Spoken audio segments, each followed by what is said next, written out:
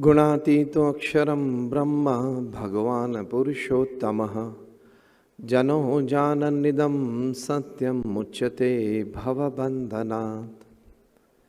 श्री स्वामीनारायण भगवान की जय। अक्षर पुरुषोत्तम महाराज की जय। राधा कृष्ण देव की जय। सियावर रामचंद्र भगवान की जय।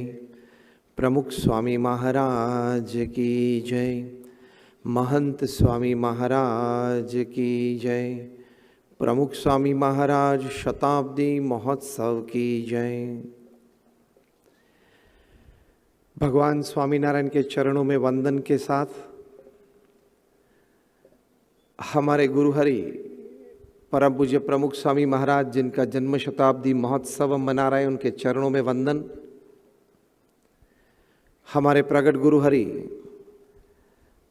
परम पूज्य महंत स्वामी महाराज के चरणों में वंदन। आप सभी को हमारे नमस्कार। जय श्री कृष्ण, जय श्री राम, जय Swaminarayan and a very good morning.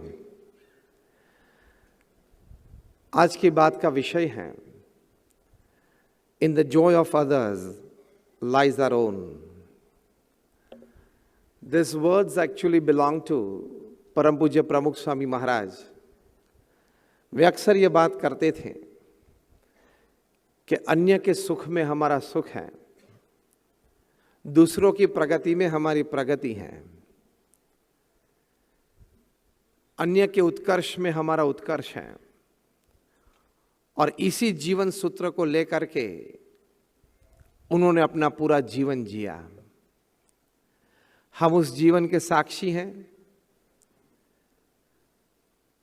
He lived upon this earth for 95 years, and every moment of his life he spent with the thought and with the words that he ever possessed, and that was, in the joy of others lies our own. अन्य के सुख में हमारा सुख है। ये शब्द दिखते हैं सामान्य, लेकिन इसमें बहुत गहराई है। ये दिखते हैं रोजिंदे, हम जॉय शब्द रोज प्रयोग करते हैं, लेकिन जब इसका अर्थ हम समझ पाएंगे, ज्यादातर हम काफी समझे हुए हैं, लेकिन जितनी गहराई तक जाएंगे तब पता चलेगा कि जीवन के रहस्य क्या है। तो प्रमुख स्वामी महाराज ने अपना पूरा जीवन इसी विचार से, इस प्रकार की प्रवृत्ति से जिया। देखो, अब ये 20-21वीं सदी है।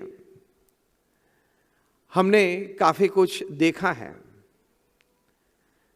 जो वास्तविक परिस्थिति है समाज की, देश की, दुनिया की, किसी ने कोई अच्छा वर्णन किया है। लिखा है कि this are the times of fancier houses but broken homes. This are the times of double incomes and more divorces. This are the times of high rise buildings but low rise characters. This are the times of broader highways but narrower view points. This are the times, audience की सभी लाइटें चालू रखना। These are the times where man has gone all the way to the moon and has come back, but he finds it difficult to cross the road and meet the new neighbor. These are the times of sometimes some deep and steep profits in businesses, but shallow relationships.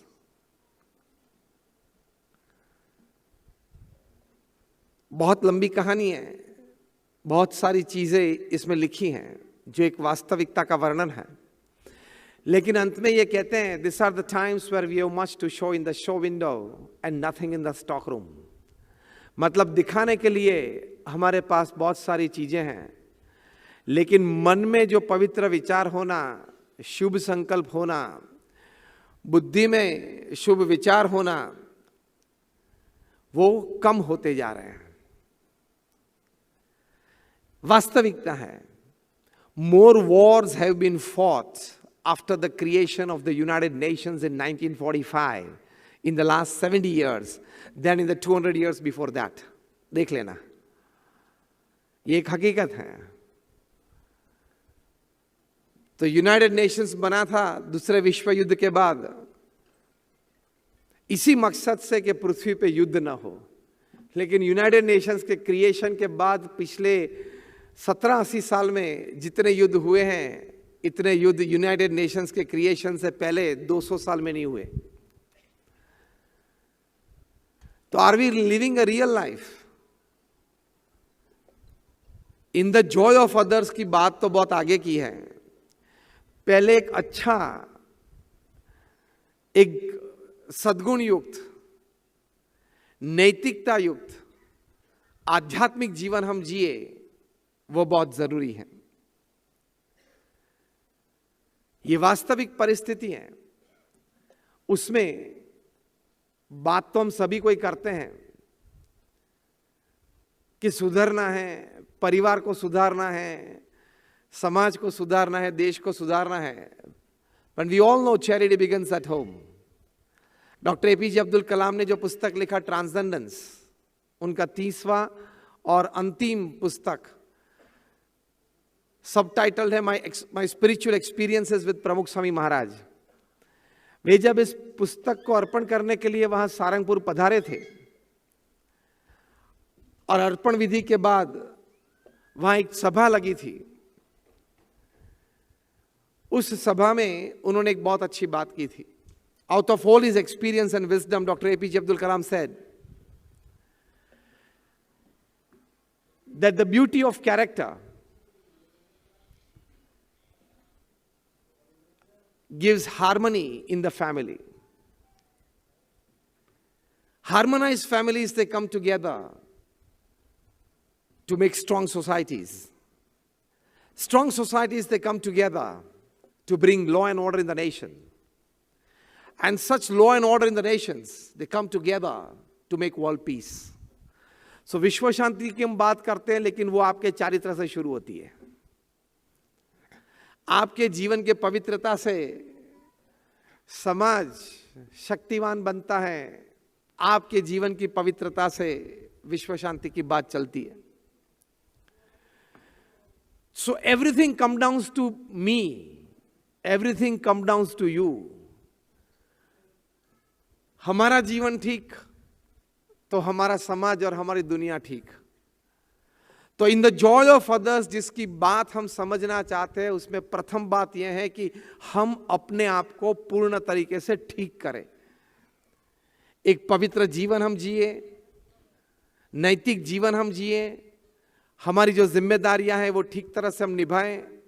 एक बार इतवार का दिन था जो आज है, सुबह में पिताजी न्यूज़पेपर पढ़ रहे थे, कुछ इंटरेस्टिंग आर्टिकल होगा,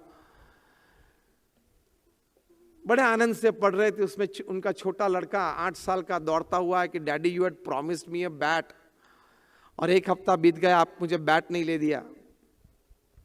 डैडी ने बोला कि I am sorry, I will get you a bat right away tomorrow morning. आज तो संडे है, कोई शॉप्स खुली नहीं है। Daddy you said me the same thing last Sunday. तो फिर डैडी ने कहा आई एम सॉरी, लेकिन लड़के ने कहा daddy I had boasted in front of my friends कि आज हमारी सोसाइटी की जो मैच है उसमें मैं अपना बैट लेके आने वाला हूँ, अब मुझे बहुत बुरा लग रहा है, मैं कैसे जाऊँ। डैडी ने कहा सॉरी, लेकिन फिर भी ये छोटा सा लड़का डैडी का पीछा नहीं छोड़ रहा था। तो ये पिताजी ने सोचा कि इसका कुछ काम पे लगा दूं। आजू बाजू देखा तो कुछ ऐसा तो कुछ मिला नहीं, लेकिन एक A4 साइज का पेपर था, उसमें पूरे विश्व का नक्शा था, the map of the world. ये छोटे लड़कों को दिखाया, देखो ये पूरी दुनिया है, आप ठीक तरह से देख लो, क्योंकि 8 साल का लड़का कभी ज्योग्राफी पढ़ा नहीं है, वर्ल्ड मैप देखा नहीं है। तो ये देखो ये पूरा विश्व का नक्शा है, देखो यहाँ भारत है, यहाँ चाइना है, यहाँ रशिया है, यहाँ यूक्रेन अभी तो है, यहाँ यूक्रेन है, पता नहीं वहाँ की बाउंड्रीज कब बदल जाए। फिर यहाँ अफ्रीका है, कनाडा है, नॉर्थ अमेरिका है, लैटिन अमेरिका, ये सब कुछ दिखाया। बोला कि देखो मैं इसको फाड़ देता हूँ, छोटे टुकड़े कर दूंगा, शफलिंग करके आपको दूंगा, आप फिर से पूरा नक्शा ठीक करके आएंगे सेलो टेप लगा के, तो मैं आपको अब भी बैट दे दूंगा। पिताजी जानते थे कि 8 साल का लड़का, उसके लिए ये चीज नामुमकिन है, वो कर नहीं पाएगा और मेरा पीछा मैं छुड़वा सकता हूं। तो लड़के को ये जॉब दे दी। To his surprise the boy came back in 10 minutes. 10 minute में वो लड़का वापस आया। पिताजी को कहा, पिताजी देखो ये पूरा नक्शा मैंने तो बिठा दिया, आप देख लो, एक बार चेक कर लो। पिताजी ने देखा, चेक किया तो पूरा नक्शा ठीक था। बहुत आश्चर्य हुआ कि आपने तो एक ही बार देखा और इतना याद रह गया, और मैंने तो 16-20 छोटे छोटे टुकड़े कर दिए थे और आपने सब एक कर दिया। तो बोले, हाँ पिताजी, आपने कैसे किया? तो वो छोटा लड़का हंसने लगा कि डैडी इट वॉज सिंपल। तो डैडी ने कहा, कैसे सिंपल हो सकता है? ये छोटे लड़के ने अपने डैडी के हाथ में से वो कागज वापस लिया और उल्टा किया कि डैडी पीछे एक व्यक्ति खड़ा हुआ था, उसका चित्र था, मैंने पूरा उल्टा करके ये व्यक्ति को ठीक कर दिया, अगर आगे दुनिया ठीक हो गई। व्यक्ति को ठीक कर दिया, दुनिया ठीक हो गई। He did not care for the world to be all right. He just cared for the person to be all right, and the world automatically adjusted itself. सब फरियाद करते करते मत जीना कि वो ठीक नहीं है, वो पहले आप ठीक हो जाओ, क्योंकि हम सब ये मानते हैं कि मैं परफेक्ट हूं, मुझ में कोई गलती नहीं है।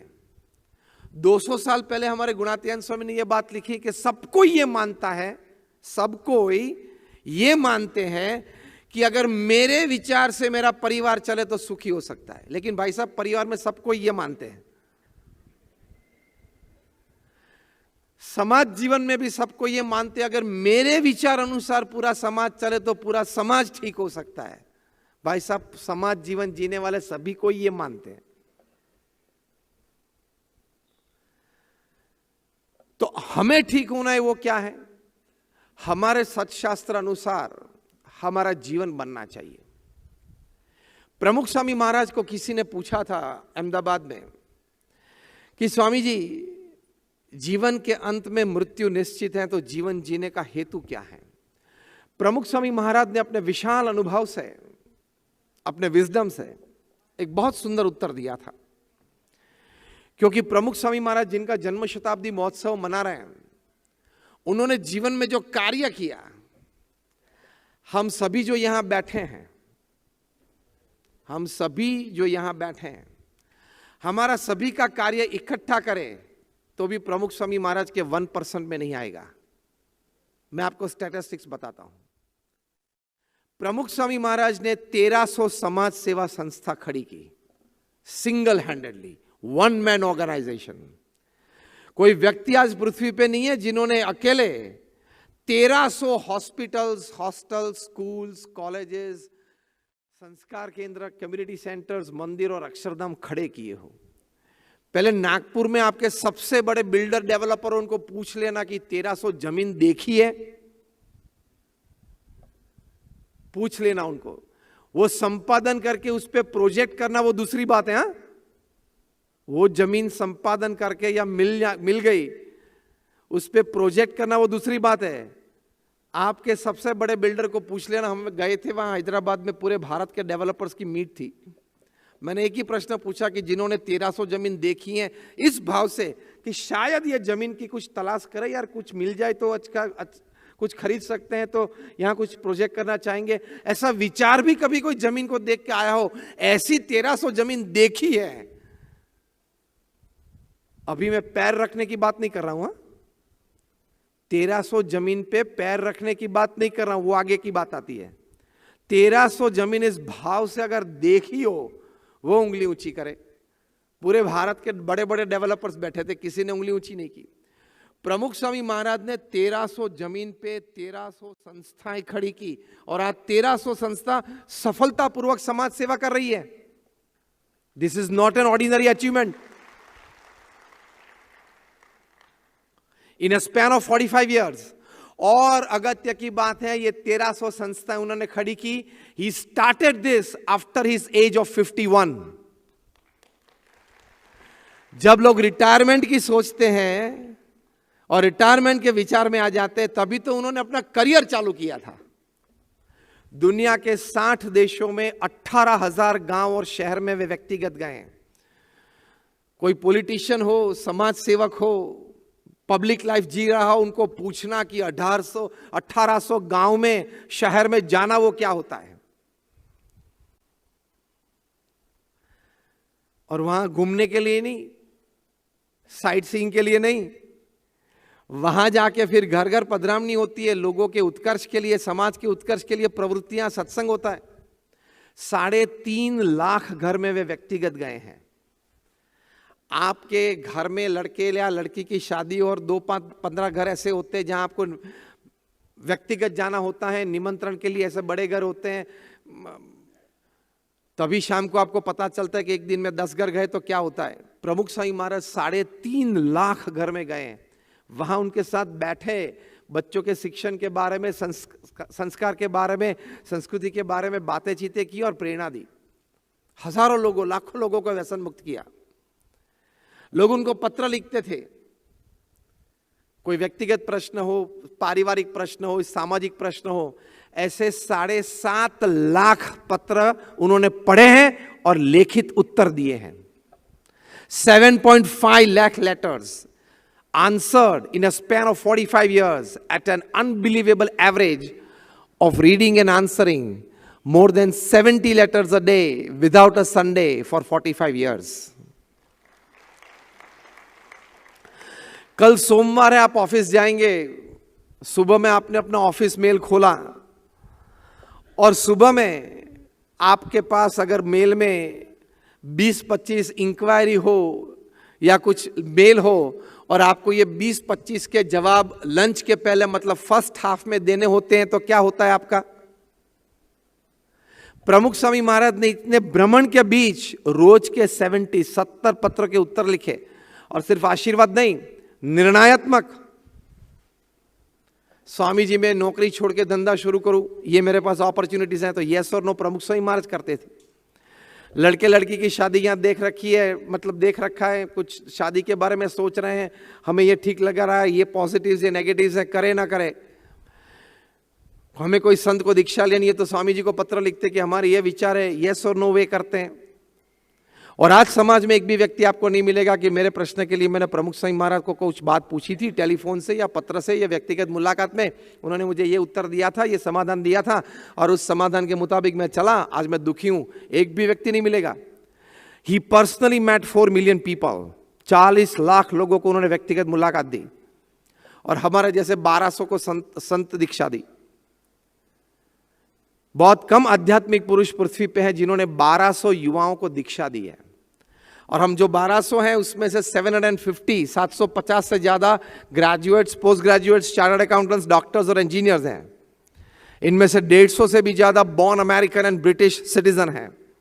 इनमें से 50 से भी ज्यादा संत हमारे Stanford, Harvard, Carnegie Mellon, Yale और किलोंग में पढ़े हैं। ये मैंने आपको इसलिए बात बताई कि आपको ये ना लगे कि कुछ चला नहीं होगा, जमा नहीं होगा, ठीक नहीं चला होगा, इसलिए यहां के बैठ गया। ज्यादातर लोग जब संत को देखते हैं तब ये पहला विचार मन में आता है और पहले ही वो बेचारा बन जाते हैं, ये बेचारा। हम वो नहीं है।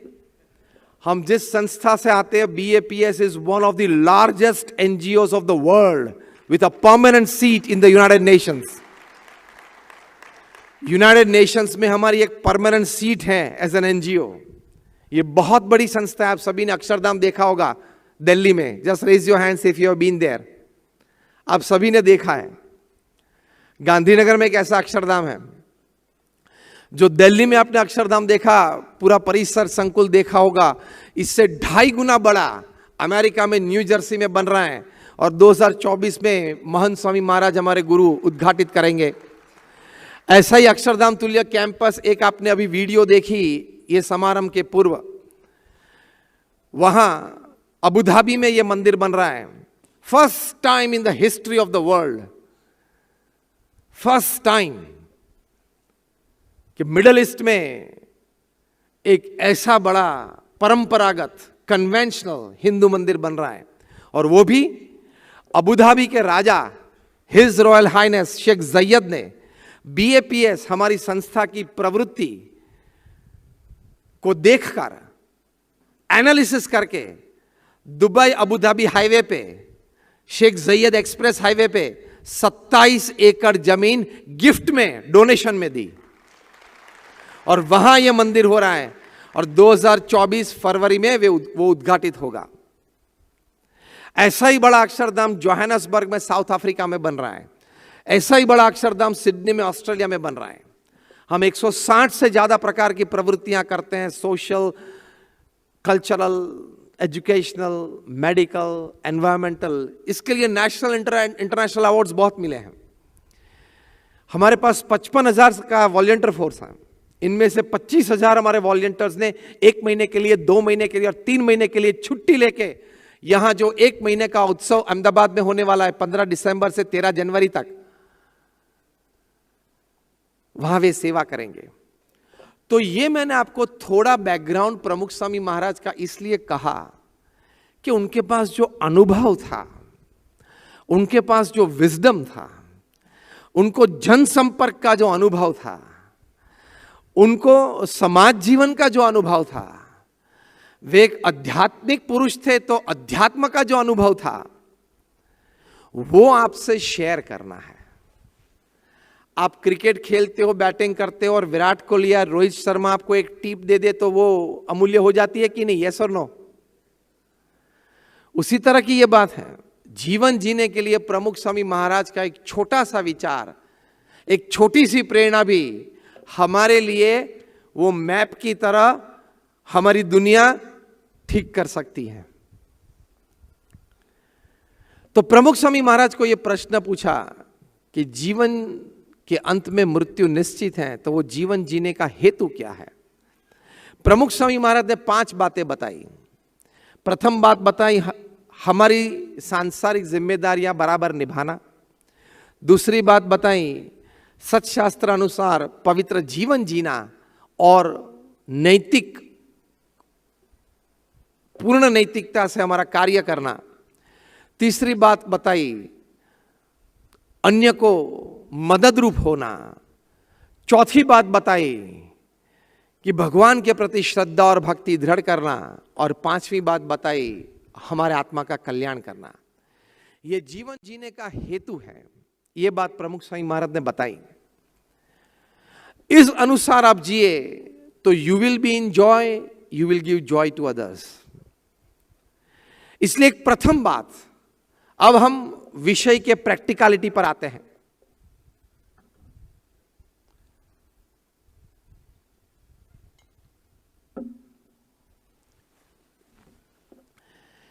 तो विषय के प्रैक्टिकलिटी की जब बात आती है तो if you want to give joy to others, being joyful yourself, तो हम एक फॉर्मूला सिखाते हैं 8+8+8 की।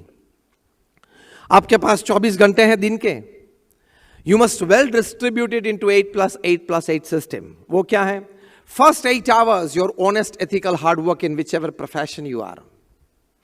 दूसरे 8 घंटे हैं ठीक नींद लेना, आराम करना। तीसरे 8 घंटे बहुत अगत्य हैं। अगर आप अच्छी तरह से जी पाते हो तो you have a chance of winning your life.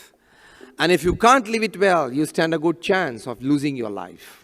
वो तीसरे 8 घंटे क्या है? हम सिखाते हैं 3F, 3H और 3S।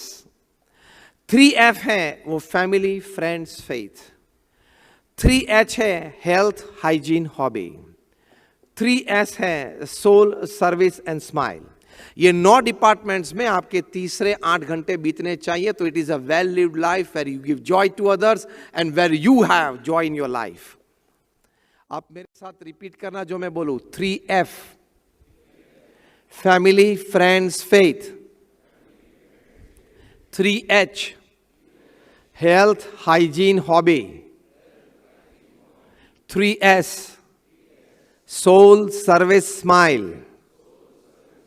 अब स्माइल कर लो। कहने की बात यह है कि इस तरह से अगर हमने जीवन जिया तो is a well lived balance life. तो आपको आनंद आएगा, परिवार को आनंद आएगा, आपके सोशल सर्कल में सब आनंदित रहेंगे। तो अब इन द जॉय ऑफ अदर्स, दूसरे को आनंद देना है, वो किस तरह से आप दे सकते हो? आप संस्कार दे सकते हो, आप समझ दे सकते हो, आप कुछ शिक्षण दे सकते हो, आप सेवा कर सकते हो, आप उनके हृदय में श्रद्धा प्रकट कर सकते हो। अन्य को आनंद देना है तो you have to contribute something, कुछ करना पड़ता है, कुछ देना पड़ता है। तो विचार से लेके श्रद्धा तक की बात आप जब दूसरों को बांटते हो तब उनके जीवन में आनंद आता है। तो प्रथम बात है सेवा की। आप सेवा करोगे निस्वार्थ भाव से कोई भी आयाम में, समाज सेवा में, तो you will be able to give joy to others. हाँ या ना?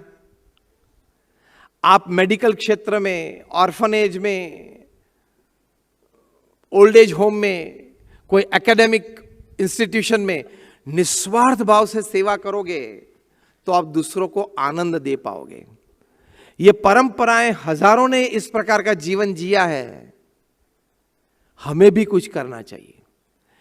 देखो, अपने पेट के लिए,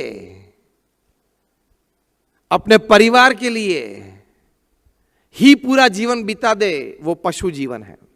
वो पशु भी करते हैं अपने पेट के लिए और परिवार के लिए पूरा जीवन। लेकिन पेट, परिवार, उससे आगे परोपकार के लिए वो जिए तो वो पुरुष, मतलब मनुष्य। It is very clearly defined. For yourself and your family, it's an animal life. For yourself, for your family, and beyond that, something for the society makes you a human being. Do you agree with this or not? Rest, there is no difference between us and the animals. If you just live for yourself and your family, it's a cat life, dog life, donkey life. पेट और परिवार से परे होके परोपकार के लिए कुछ करे वो पुरुष, वो मनुष्य। तो सेवा, उससे you give joy to others, और उसके आनंद में हमारा आनंद है। किसी जरूरियातमंद व्यक्ति को आपने कुछ दिया और उसके चेहरे पे जो स्मित आता है ना, that is actually called $1 million smile.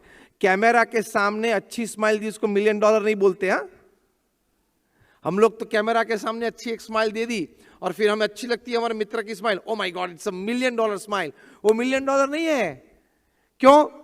1 minute के बाद कुछ ऐसे समाचार आएंगे तो वो स्माइल बुर्जा जाएगी, मर जाएगी। किसी जरूरियातमंद व्यक्ति को जो जरूरत थी वो आपने दिया, वो जो स्माइल है वो $1 million क्यों है? कि जब भी आप भी अपने दुख और दर्द में वो स्माइल को याद करोगे तो आपको भी वो स्फूर्ति में ला सकती है। इतनी ताकत वो स्माइल में, that is why it is called $1 million smile. This is called in the joy of others, सेवा। और कैसी सेवाएं लोगों ने की है। हमारे गुजरात में रविशंकर महाराज थे। उन्होंने तय किया कि चंबल की खाड़ी में से डाकुओं को मेन स्ट्रीम सोसाइटी में लाना है। ऐसे ही हाथ में कुछ लिए बिना वो चंबल की खाड़ी में, वहां मध्य प्रदेश में उतर जाते थे। लोग उनको बोलते थे कि ये मोहन सिंह वगैरह डाकू है, वो आपको जान से मार देंगे। रविशंकर महाराज को कितनी श्रद्धा थी। रविशंकर महाराज ने कहा कि मेरे हृदय में उनके प्रति इतनी शुभ भावनाएं हैं कि अगर मेरी छाती पे उन्होंने वो बंदूक लगा के वो ट्रिगर अगर दबाई तो गोली बाहर नहीं निकलेगी। अपनी समाज सेवा पे, निस्वार्थ सेवा पे वे इतने विश्वास रखते थे। और कई ऐसे डाकुओं को मेन स्ट्रीम सोसाइटी में ला दिया रविशंकर महाराज ने। और गुजरात राज्य का उद्घाटन उन्होंने किया है 1960 में, जब महाराष्ट्र और गुजरात अलग हुए राज्य के दौर पे, भाषा के दौर पे। तब गुजरात राज्य का उद्घाटन 1 मई 1960 को रविशंकर महाराज के हाथों से किया गया था।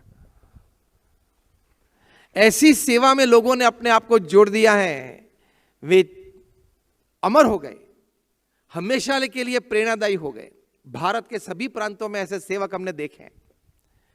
हम थोड़े महीने पहले एक डॉक्टर मेहता को मिले थे, 90 साल की उम्र।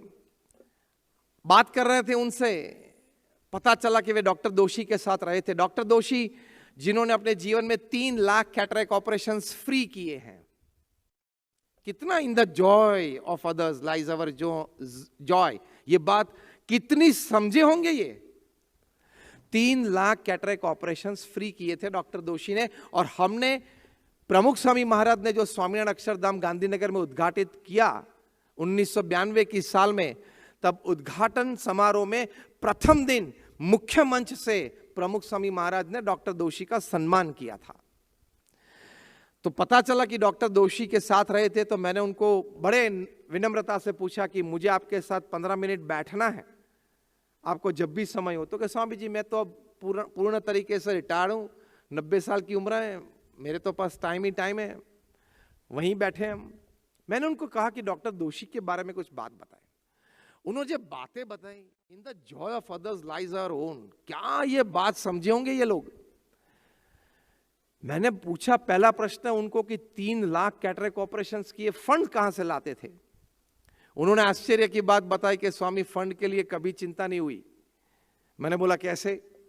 उन्होंने कहा कि हम 10 दिन के लिए 15 दिन के लिए जब गांव-गांव घूमते थे, वहां कैंप लगाते थे ये कैटरेक्ट ऑपरेशंस के, और 10-15 दिन के बाद जब वापस आणंद में, एक छोटा सा टाउन है मध्य गुजरात में, वहां वापस आते थे। वहां के रहने वाले थे डॉक्टर दोषी। तो अपनी क्लिनिक खोलते थे तो ऐसे ही फ्लोर पे 15-25 चेक पड़े हुए मैंने देखे हैं हर बार। मैंने बोला क्या बात करते हो, तो बोला हाँ। मैंने कहा अगर आपको कोई तकलीफ ना हो तो मैं दूसरा प्रश्न पूछ सकता हूं। पूछे। मैंने पूछा ये चेक्स अगर आपको अनुकूल हो तो ही उत्तर देना, ये चेक में रकम कितनी आपने देखी है। उन्होंने कहा 500 रुपए की भी देखी है और 25 लाख की भी देखी है। मैंने बोला कि सारी जो समाज सेवा संस्था है उसमें तो इन लोगों को फंड रेजिंग कमिटी तैयार करनी पड़ती है कि भाई आप घूमो शहर में और कुछ फंड इकट्ठा करो तो हम ये प्रोजेक्ट करें। तो बोले कि डॉक्टर दोषी को कभी फंड रेजिंग की जरूरत ही नहीं पड़ी। निस्वार्थ भाव से लोगों के जीवन में सुख देने के लिए, इन द जॉय ऑफ अदर्स, पूरा जीवन व्यतीत कर दिया। तो पैसे की कभी चिंता नहीं रही, लोग प्रेम से उनके पास आते थे, देते थे, और ये सब कुछ चलता था। फिर डॉक्टर मेहता ने हमको कहा कि स्वामी जी एक और बात आपको सुनाना चाहता हूं। मैंने बोला बताइए। उन्होंने कहा कि स्वामी ये चेक का कभी डॉक्टर दोषी ने स्पर्श नहीं किया है, चेक की रकम कभी नहीं देखी है कि उनमें अमाउंट क्या लिखी है। मैंने बोला तो फिर क्या होता था। तो वो सब चेक कलेक्ट करने की जिम्मेदारी मेरी रहती थी और मैं बैंक में डिपॉजिट करवाता था। डॉक्टर दोषी ने कभी बैंक अकाउंट के बारे में कुछ पूछा ही नहीं। इन the joy of others, 3 lakh cataract operations. तो आज हमारे लिए ये प्रेरणादायी बातें हैं। तो निस्वार्थ सेवा, यहां बैठे हो आप, यहां शहर के सब श्रेष्ठी भी यहां बैठे हैं, आप सब आमंत्रित मेहमान यहां पधारे हो। आप छोटी मोटी संस्था से जुड़े होंगे, कुछ कार्य प्रवृत्ति, सेवा प्रवृत्ति करते ही होंगे, लेकिन जो ऐसे यहां बैठे हैं जो कोई भी प्रकार की सेवा प्रवृत्ति में जुड़े हुए नहीं है और सिर्फ पूरा दिन धंधा ही करते हैं, उनको जरा अनुरोध है कि हफ्ते में 2 घंटे भी कुछ समाज सेवा करना। क्योंकि the amount of money that you have in your bank account when you die is the extra work you did you shouldn't have done. मतलब जब आप मरे तब आपके बैंक अकाउंट में जितने पैसे थे वो एक्स्ट्रा काम किया, आपको करने की जरूरत नहीं थी, और अगर कर भी लिया तो वो पैसे पीछे कुछ अच्छे काम के लिए छोड़ के जाना था। पैसे के लिए आपके पास सिर्फ 2 ऑप्शन है, either live it or give it, you can't take it.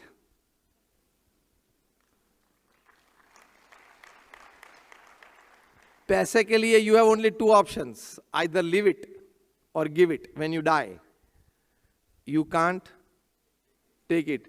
हम इस तरह से इकट्ठा करते हैं जैसे लेके जाना है, क्योंकि उसका सही स्वरूप नहीं समझे है ना। इसलिए पैसे के पीछे दौड़ में, कीर्ति के पीछे दौड़ में हमने हमारा जीवन का पूर्ण सुख, आनंद और दूसरों को सुख देने का कोई समय बचाया नहीं है। It is an animal life. सिर्फ फैक्ट्रियां खड़ी की, 2, 5, 15 ऑफिसेस खड़ी की, पेट के लिए, परिवार के लिए किया, वो पूर्ण तरीके से मनुष्य जीवन नहीं है। मनुष्य जीवन की प्रथम बात अन्य को सुख देने में सेवा की बात है। थोड़ा तो करना चाहिए।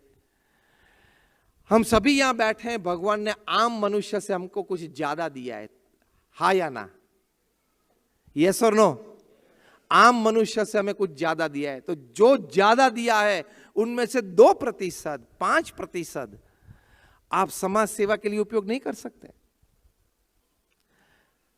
मैं तो कभी जो अपर क्लास है उनको एक सिंपल एक गाइडेंस देता हूं, जिनको भगवान ने कुछ आम मनुष्य से अधिक दिया है।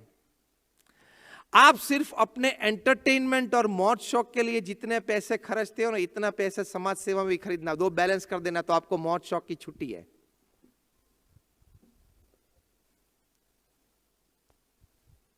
सब स्तब्ध रह गए।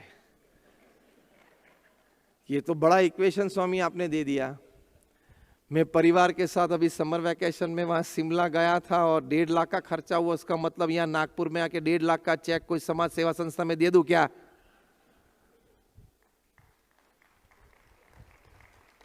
ये प्रिंसिपल मन में रखना। In the joy of others lies our own. देने वाले का कभी कम नहीं होता। देने वाले का कभी कम हुआ नहीं है, होगा नहीं। रखने वाले का कम होता है। पार्टनर ले जाता है, चोरी हो जाती है।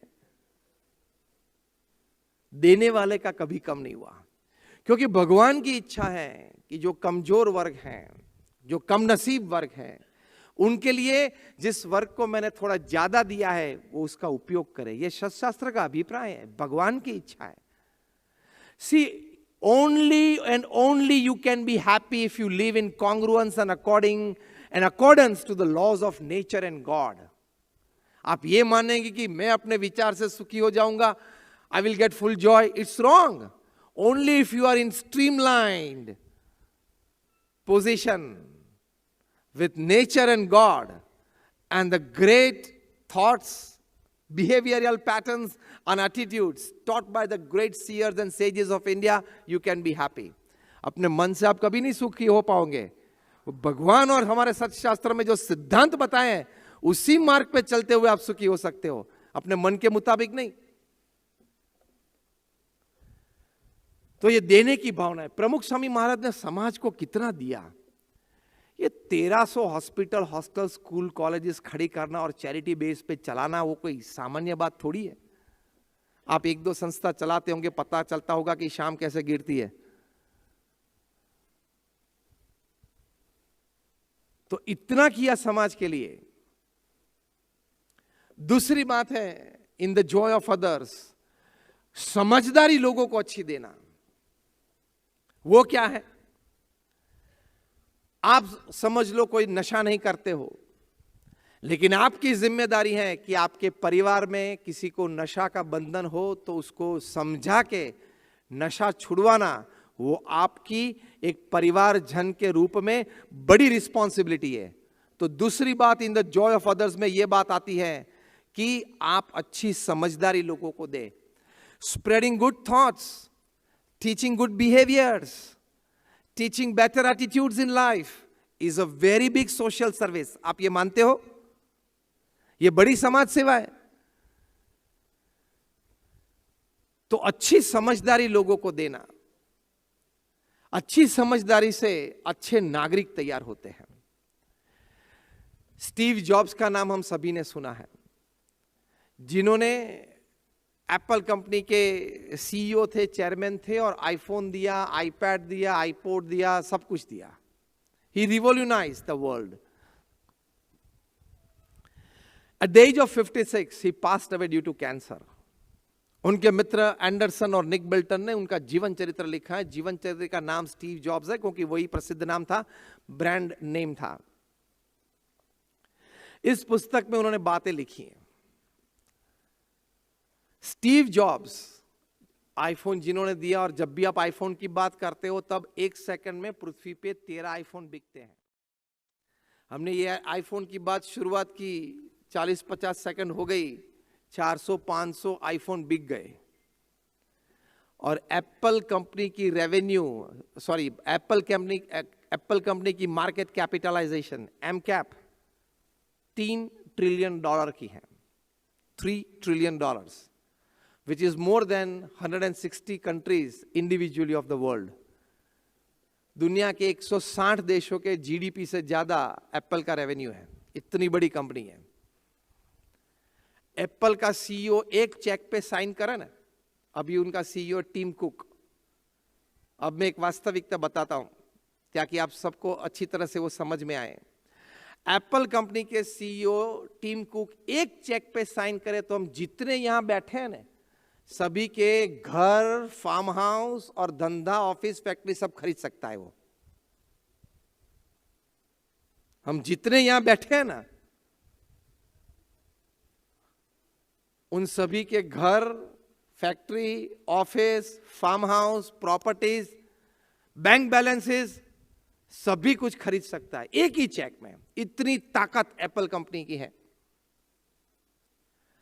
निक बिल्टन एक प्रसंग लिखते हैं कि एक बार स्टीव जॉब्स को पूछा, which iPhones do your children use, आपके बच्चे कौन से आईफोन यूज करते हैं। स्टीव जॉब्स ने कहा, मेरी 13 साल की लड़की और 11 साल का लड़का, आज तक उन्होंने आईफोन का स्पर्श नहीं किया है। कोई अच्छी बात सुनी इसलिए तालियां मत बजाना, इसके बारे में थोड़ी समझदारी प्राप्त करनी हो तो ही बजाना। समझदारी क्या है?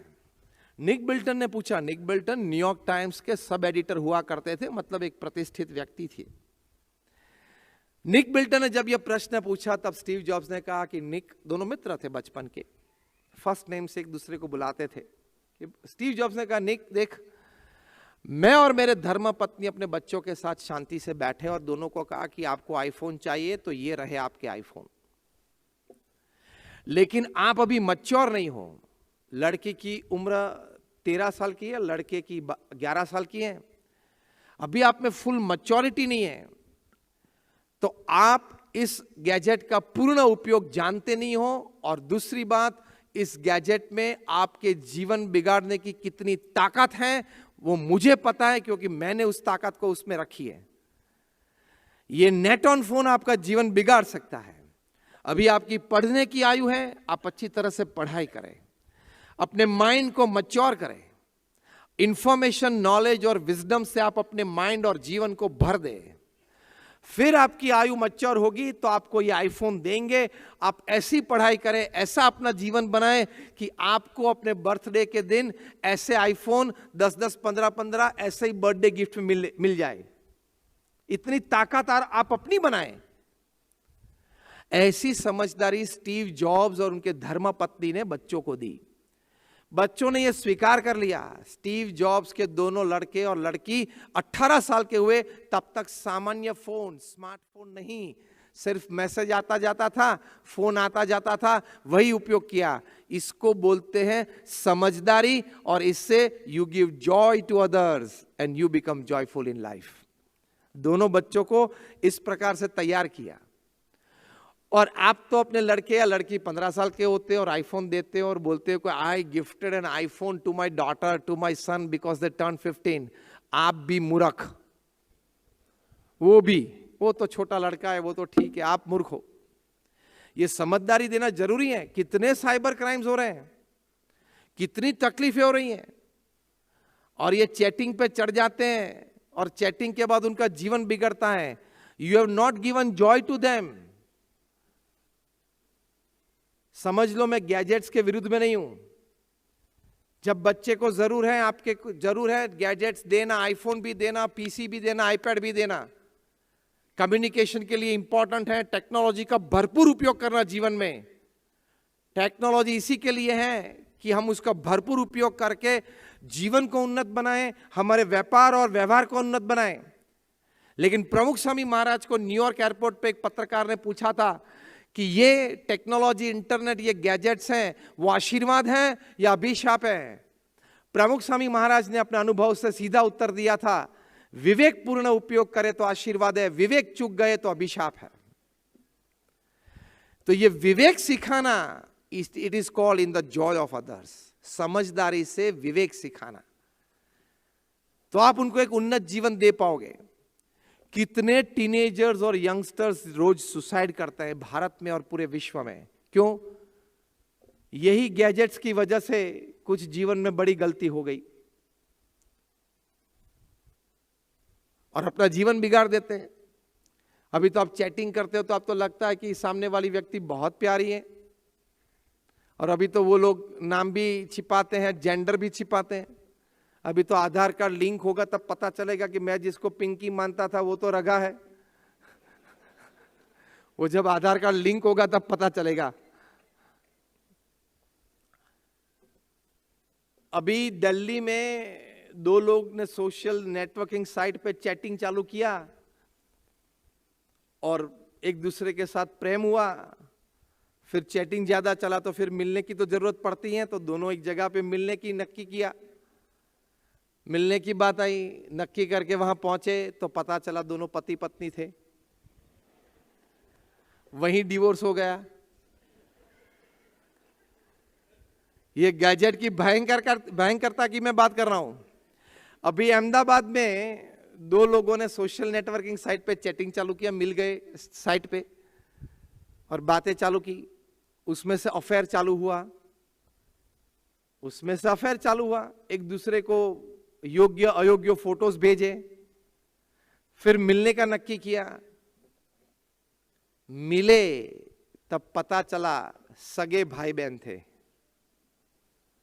अब मत करना जो मैंने अभी सुना ऑडियंस में से, ये सभी बातें, इसकी समझदारी आपके परिवारजनों को अच्छी तरह से देना, that is called in the joy of others lies your own. क्यों? कि उनके जीवन में उन्नति होगी, उनके जीवन के आनंद की बात है। उनके जीवन की अच्छी समृद्धि देख के आपको आनंद आएगा। This is called in the joy of others lies our own. सिर्फ शिक्षण से और समृद्धि से बात पूरी नहीं होती है। I see my son and my daughter, they are studying in the best school of the society of the city and you know this and that, लेकिन संस्कार नहीं दिए तो। प्रमुख स्वामी महाराज बोलते थे, अगर आपने अपने परिवारजन और बच्चों को संस्कारित नहीं किया तो एक दिन आपके जीवन में शायद ऐसा आ सकता है कि आप अपनी संतति और संपत्ति दोनों गवा देंगे। होता है ऐसा, हजारों परिवार में हुआ है। तो समझदारी देना। प्रमुख स्वामी महाराज एक बार न्यूयॉर्क में थे, ऐसी सभा लगी थी, व्यक्तिगत दर्शन में कोई आया और उन्होंने कहा कि स्वामी मैं अपने माँ बाप के त्रास से इतना त्रस्त हो गया हूं कि मैंने तय कर लिया है कि मैं उनके सामने केस डालूंगा। प्रमुख स्वामी महाराज ने पूरी लाइन रुकवा दी और उनका हाथ पकड़ के बोला कि माँ बाप के सामने तो कभी केस करते हैं? उन्होंने तो हमको जन्म दिया है, हम उनके ऋणी हैं, उनकी सेवा करनी चाहिए। जब आप छोटे थे तब आपकी योग्य अयोग्य मांग थी, वो माँ बाप ने पूरी की। आज वे बूढ़े हो गए तो थोड़ा बच्चे जैसा बिहेवियर करते हैं, तो हमें भी सहन करके उनको खुश रखना चाहिए। ये सभी बातें प्रमुख स्वामी महाराज ने वहां न्यूयॉर्क में ये युवा को 5-7 मिनट तक समझाई। वो समझा, अपनी भूल का इकरार किया और प्रमुख स्वामी महाराज को वचन दिया कि मैं अब मेरे माता पिता के सामने केस नहीं करूंगा। ऐसी समझदारी देना, it is called in the joy of others lies your own. दूसरे खुश होते। इमेजिन जब वो युवा ने प्रमुख स्वामी महाराज को कहा होगा कि स्वामी जी आज मुझे अंतर्दृष्टि हुई, आपने ये बात समझाई, अब मैं माँ बाप के सामने केस नहीं करूंगा, उनकी सेवा करूंगा। वो बात सुन के प्रमुख स्वामी महाराज को कितना आनंद आया होगा। Can you imagine that? That is called in the joy of others lies our own. तो दूसरी बात सेवा के बाद ये है समझदारी। लोगों को ये समझदारी देनी चाहिए, अच्छी बात है। इसके लिए प्रमुख स्वामी महाराज एक अच्छी बात सिखाते थे, वो उनके जन्म शताब्दी महोत्सव पे आपके साथ शेयर करनी है। It's a wisdom field. घर सभा की बात करते थे कि आप परिवारजन साथ में बैठ के हफ्ते में 2 बार रात को रात्रि भोजन के बाद साथ में बैठ के कुछ आध्यात्मिक सेशन करना। यह प्रयोग करने वाली बात है, यह प्रयोग करना। प्रमुख स्वामी महाराज तो बोलते थे कि घर सभा से विश्व शांति होगी। What I'm talking to you now, just try it once with your family. All the family members, after your dinner time, come together. और आधे घंटे के लिए प्रथम 5 मिनट जो भी भगवान में आप मानते हो भगवान का नाम स्मरण करना, फिर 10 मिनट के लिए कोई शास्त्र का पठन करना, रामायण हो, महाभारत हो, श्रीमद् भगवद गीता हो। श्रीमद् भगवद गीता को IIM अहमदाबाद ने स्थान दिया, management from Shrimad Bhagavad Gita. IIM Ahmedabad दुनिया की नंबर 1 बी स्कूल है। Harvard, Stanford, Carnegie Mellon, Yale, Kellogg से भी रेटिंग IIM A का ऊंचा है, ज्यादा है।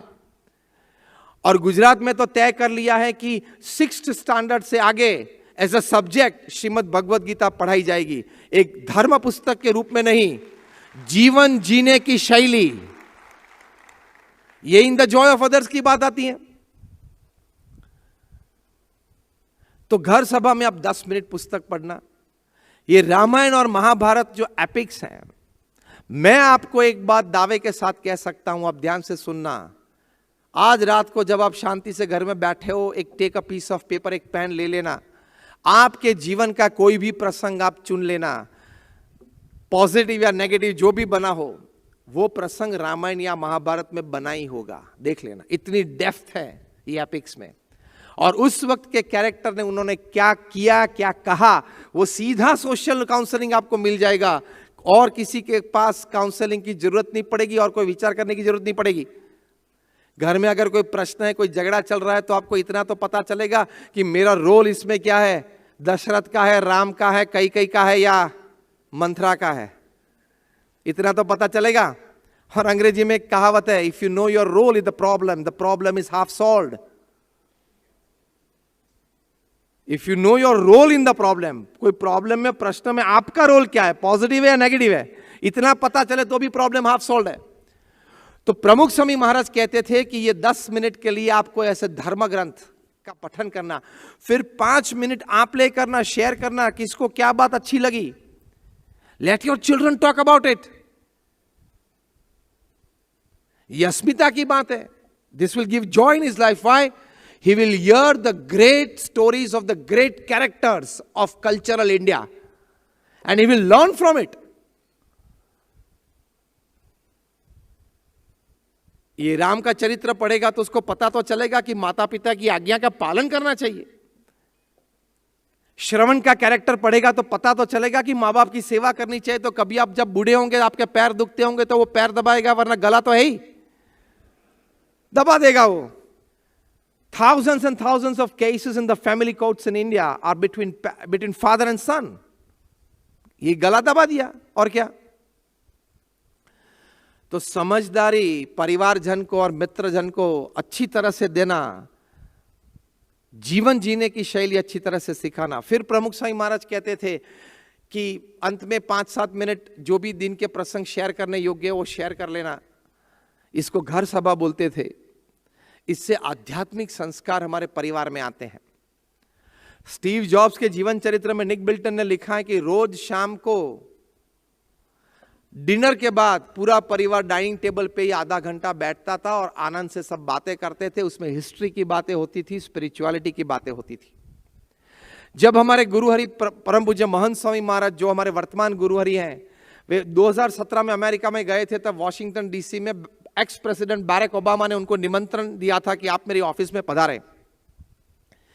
प्रमुख स्वामी महाराज, महंत स्वामी महाराज बैरक ओबामा की ऑफिस में वहां वॉशिंगटन डीसी गए, वहां बैठे थे, कुछ पारिवारिक मूल्यों संबंधी बात हो रही थी। तब प्रेसिडेंट बैरक ओबामा ने कहा कि स्वामी जी, आपको शायद आश्चर्य लगेगा कि मैं 8 साल तक अमेरिका का प्रेसिडेंट रहा, 8 साल में एक भी दिन ऐसा नहीं रहा कि जब मैं शाम को 6:30 बजे मेरी पत्नी और मेरी दोनों लड़कियों के साथ रात्रि भोजन के लिए न बैठा हूं। कुमार मंगलम बिरला और उनके धर्मपत्नी का इंटरव्यू टाइम्स ऑफ इंडिया में लिया था और पूछा पत्रकार ने कुमार मंगलम बिरला जी को कि how are you finding your time, you have travel time, you have office time, you have meeting time, how are you finding your family time.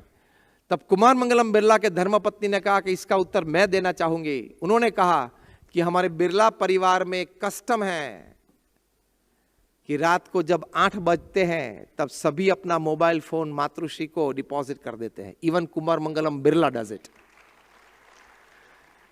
ये संस्कार की बातें, ये समझदारी की बातें आप अपने परिवारजन में, अपने मित्र मंडल में कहे और उनका जीवन उन्नत बनाएं, उसी को बोलते हैं in the joy of others lies our own. अगर स्टीव जॉब्स ये कर सकते हैं, अगर बैरक ओबामा कर सकते हैं, अगर कुमार मंगलम बिरला कर सकते हैं, तो आप कर सकते हो। ठीक तरह से आवाज नहीं आता है ऊपर। यस या if you say yes just raise your hands. आप कर सकते हो? यस। तो कल से चालू करना। कल से क्यों भाई? हाँ, अब ये उत्तर मिला। अब जो मैं पिछले 40 मिनट से गला फाड़ रहा हूं, उसका कुछ उत्तर अभी मिला।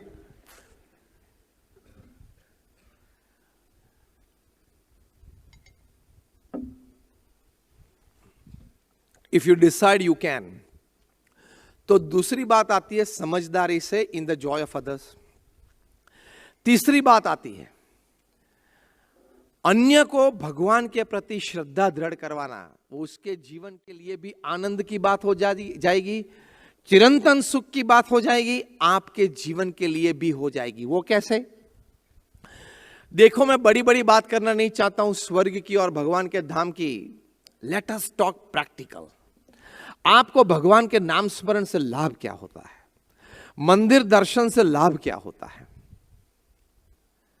किसी ने वहां आया, मैं एक बार मैं प्रवचन कर रहा था, पूछा कि ये मंदिर बन रहे हैं और मंदिर से समाज को लाभ क्या होता है? मैंने बोला और आध्यात्मिक और नैतिक लाभ तो आपको समझ में नहीं आएंगे, क्योंकि अगर आते तो आप ये प्रश्न कभी मुझे पूछते नहीं। Let's talk about how mandir plays an important role in the economy of the country. Bharat के अर्थतंत्र में मंदिर का रोल क्या है? उसमें तो फिर कोई मना कर ही नहीं सकता, कोई आर्ग्यूमेंट कर ही नहीं सकता।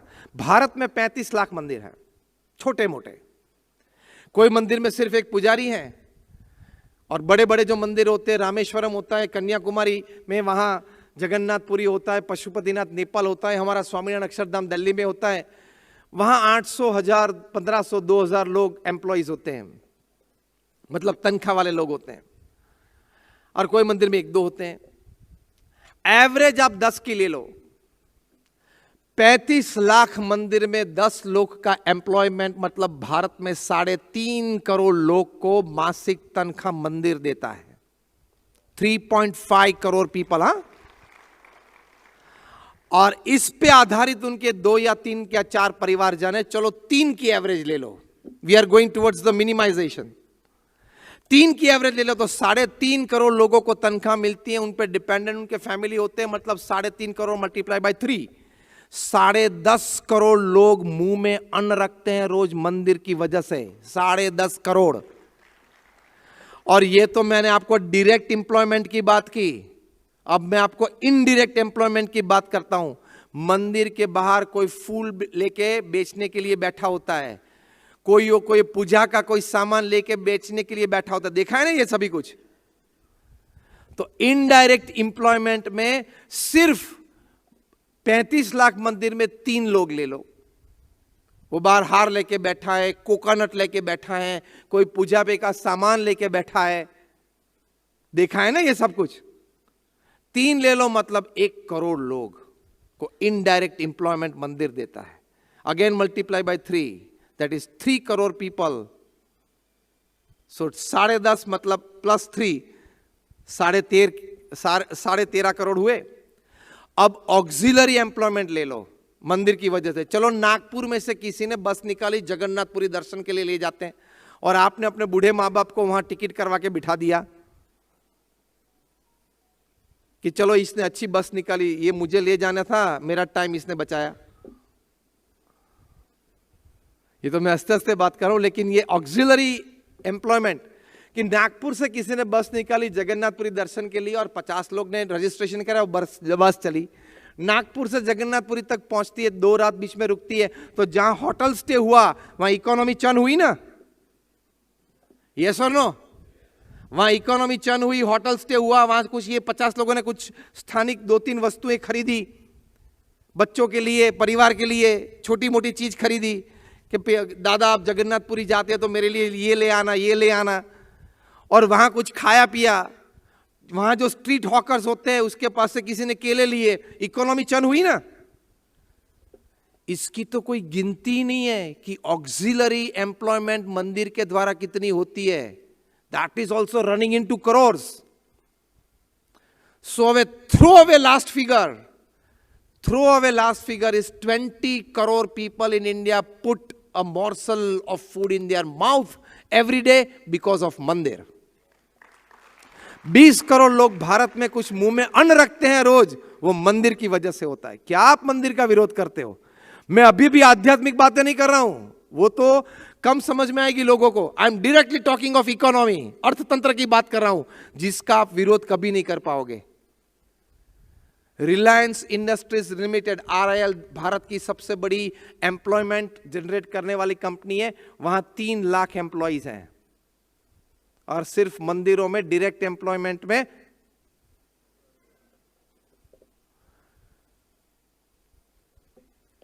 तो यह बात मैंने इसलिए आपको की कि आप भगवान के प्रति, मंदिर के प्रति, सत्शास्त्रों के प्रति श्रद्धा करवाएंगे। उनके जीवन के लिए, समाज के लिए भी अच्छी बात है, हमारे लिए भी अच्छी बात है। क्योंकि श्रद्धा करने से उनकी अच्छाई क्या होती है। अभी भी मैं मोक्ष और स्वर्ग की बात नहीं कर रहा हूं, अब ध्यान से सुना अगली 10 मिनट में क्या बोलने वाला हूं। कि श्रद्धा आपने किसी को करवाई, आप श्रद्धावान हो, आपने किसी को भगवान के प्रति श्रद्धा करवाई, what advantage practically he has in day to day life. यही बात है ना। कोई आपको कहता है कि दूध पी लो, एक साल के बाद कुछ एनर्जी मिलेगी। भाई साहब अभी की बात करना, 2 घंटे की बात की। Practical day to day, the first thing that faith helps you in, it has the power to give you stability under any circumstances in life. जीवन में कोई भी छोटे मोटे सुख दुख के प्रसंग बन गए, जीवन में कोई भी पॉजिटिव नेगेटिव बना, प्रॉफिट या लॉसेस बने, ये सभी परिस्थिति में आपको स्थिरता देने की ताकत श्रद्धा में है। मैं आपको प्रसंग से समझाना चाहता हूं। 1972 में युगांडा के प्रेसिडेंट इदी अमीन ने सभी एशियंस को कहा कि आप 3 दिन में युगांडा छोड़ दो। कहानी आप सभी को पता है। गुजरातीस थे, इंडियंस थे, एशियंस थे, सभी को युगांडा छोड़ना पड़ा, वरना इदी अमीन ने कहा कि मेरी आर्मी आपको मार देगी। आर्मी घर घर जाती थी, पहरे हुए कपड़े से आपको घर छोड़ना था, देश छोड़ना था। एयरपोर्ट पे आप जब गए, वहां के लोग हाथ में अगर छोटी सी अगर रिंग हो तो भी ले निकाल लेते थे, पैर में अगर अच्छे जूते देखे मिलिट्री ने तो भी आप वो निकाल देते थे। कोई भारत आया, वहां गुजरात आया, कोई लंदन गया, क्योंकि युगांडा ब्रिटिश कॉलोनी थी, सभी के पास ब्रिटिश पासपोर्ट थे। अब ध्यान से सुनना, वहां जाके तो वे रोड पे थे, कोई रिश्तेदारी नहीं थी, कोई घर नहीं था, कोई नौकरी नहीं थी, कोई धंधा नहीं था। छोटी छोटी नौकरी सभी ने शुरू की, घर घर जाके न्यूज़पेपर डालना, ये सब नौकरी चालू की। 3 दिन पहले ये सब युगांडा में बड़े शेठ थे, 8-10 बेडरूम के बंगलों में रहते थे, घर में 8-10 नौकर हुआ करते थे, 3 गाड़ियां मर्सिडीज पार्क हुआ करती थी कंपाउंड में। ये सभी एक ही रात में चला गया, और लंदन में एक सामान्य व्यक्ति के दौर पे नौकरी करनी पड़ी। सिवियर सेटबैक आता है ना जीवन में, कोई लोग डिप्रेशन या स्ट्रेस में चले जाते हैं, ये लोग स्थिर रह पाए। तो ब्रिटेन के एक बहुत बड़े हिस्टोरियन चार्ल्स कनिंघहैम ने इस पे सर्वे किया। 2000 ऐसे लोगों को मिले जिनको युगांडा छोड़ना पड़ा था, सभी समृद्धि वहां छोड़नी पड़ी थी और भागना पड़ा था, और रोड पे आ गए थे, करोड़पति थे, रोडपति बन गए थे। उन सभी को मिले, सभी को प्रश्न पूछे, सभी के बारे में जानकारी प्राप्त की, सभी के पास से एक ही उत्तर मिला। सभी ने कहा कि जब भारत से युगांडा गए थे, सामान्य थे, वहां मेहनत की, भगवान की कृपा हुई तो वहां कुछ मिला। अब कुछ प्रसंग बना जीवन में, प्रारब्ध होगा कि सब कुछ छूट गया, लंदन आ गए, यहां मेहनत करेंगे, भगवान की कृपा होगी तो यहां कुछ बनाएंगे। भगवान की जो इच्छा है वो हमें मान्य है, हम आनंद में हैं। What a stability in life, कितनी स्थिरता ये भगवान में श्रद्धा से आती है। वरना छोटी छोटी बात में आप डिस्टर्ब हो जाओगे, डिप्रेशन में चले जाओगे, स्ट्रेसफुल हो जाओगे। अरे यार मैं ये मेरे जीवन में क्यों बना? तो क्या तू ऊपर से आया है? जो ऊपर से आए थे भगवान राम, भगवान कृष्ण, भगवान स्वामीनारायण, उनके जीवन में भी छोटी मोटी तकलीफें आई, वो उन्होंने तो भगवान थे, चरित्र करके दिखाया। लेकिन इसलिए दिखा कि हमारे मनुष्य जीवन में आ सकता है। आपने कोई ऐसा प्रसंग सुना है कि 20-25 साल का उसका युवा लड़का हो, कार एक्सीडेंट में मर गया हो? ऐसा कोई प्रसंग सुना है, देखा है? हाँ या ना?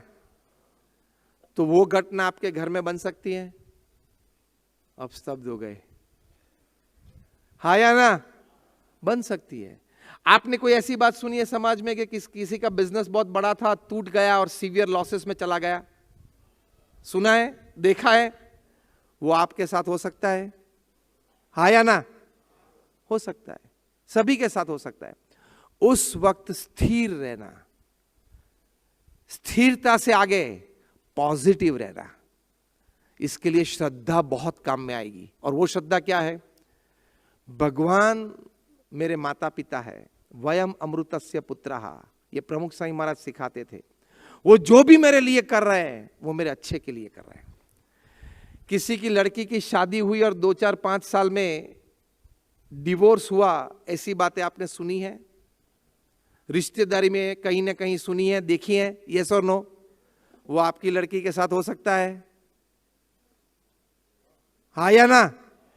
हो सकता है। नहीं, मैं तो वो देखना नहीं चाहता हूं, लेकिन भगवान ने तय किया कि आपको दिखाना है, तो क्या करेंगे आप? जैसी भगवान की इच्छा, उस रूप जो श्रद्धा है उसमें बहुत ताकत है। और इस घटना का अगर आपने स्वीकार नहीं किया तो आप कर भी क्या लोगे बताओ? Can you challenge him can you challenge him? अभी ये नागपुर में ये सूर्य 45 और 47 डिग्री बरसा रहा है। पूरे नागपुर के सभी सिटीजन इकट्ठे हो जाए कि we want to challenge him, why 45, come down to 40। ताकत है किसी की? वो इतना दूर है, इतना ताकतवर है, उसके पास तेज और गर्मी इतनी है। और उसने कहा ऐसा, आप नागपुर वाले ये समझते हो कि आपको मुझे चैलेंज करके 5 डिग्री कम कर देना है? ओके चलो मैं 5 डिग्री बढ़ा देता हूं, और 50 और 55 कर दी तो एक भी एसी काम नहीं करेगा। तो ये भगवान को कोई चैलेंज नहीं कर सकता। वहां तो नम्र भाव से, भक्ति भाव से उनकी इच्छा अनुसार स्वीकार कर लेना है, तो वे समझेंगे कि ये मेरा भक्त है, दास है, तो सुखी कर सकते हैं।